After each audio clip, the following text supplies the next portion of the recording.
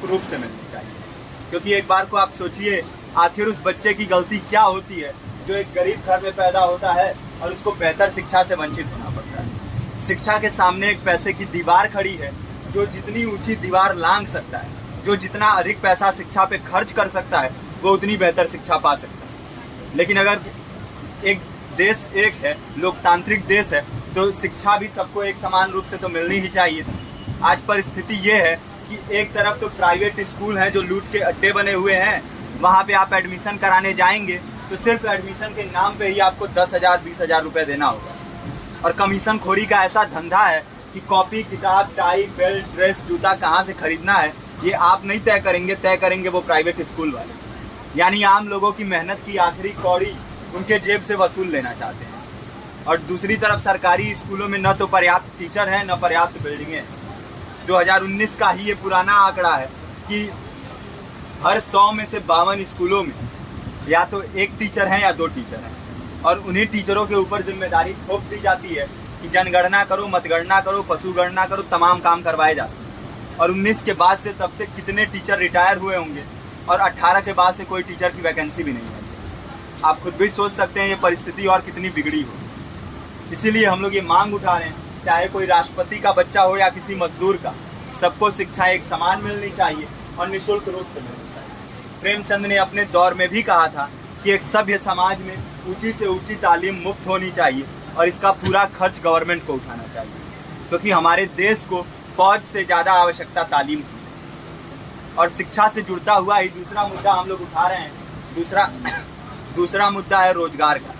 रोजगार की परिस्थिति ये है कि आज सरकारी सेक्टर हो या प्राइवेट, सब कुछ ठेका संविदा के हवाले किया जा रहा है। परमानेंट नौकरियां लगातार घटाई जा रही हैं। इसी रेलवे में 1995 के आसपास लगभग 18.5 लाख कर्मचारी काम करते थे, लेकिन आज उनकी संख्या 12 लाख थी।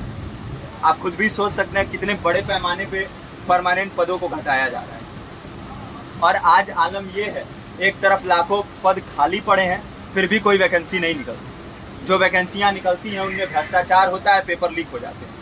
RO, UP police, BPSC, SSC, CGL, ऐसे तमाम पेपर लीक हो चुके हैं, आप लोग भी जानते ही हैं। अभी नीट की धांधली में ये पता चला कि एक एक पेपर 30 लाख से 50-50 लाख रुपए में बेचा गया। हम और आप तो ये पैसा नहीं दे सकते।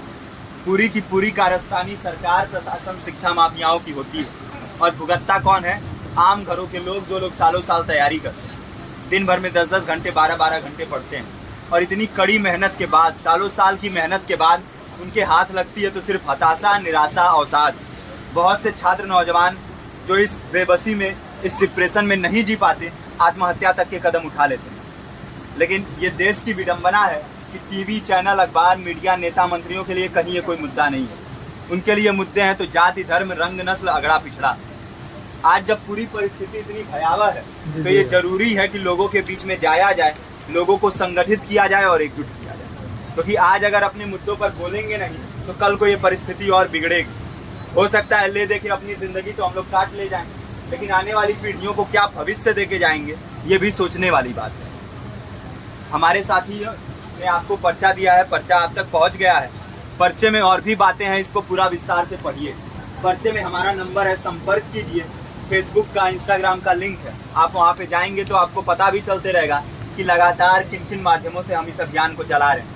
नुक्कड़ नाटक, संगीत, शिक्षा सहायता मंडल, लाइब्रेरी, तमाम माध्यमों से इस अभियान को चला रहे हैं और कोशिश कर रहे हैं कि बड़े से बड़े पैमाने पर हर जगह पे लोगों को संगठित किया जाए और एकजुट किया जाए। आपके बीच भी आए हैं आपका साथ और सहयोग दें। साथ इस रूप में कि आप भी हमारे इस कारवां और इस मुहिम से जुड़िए।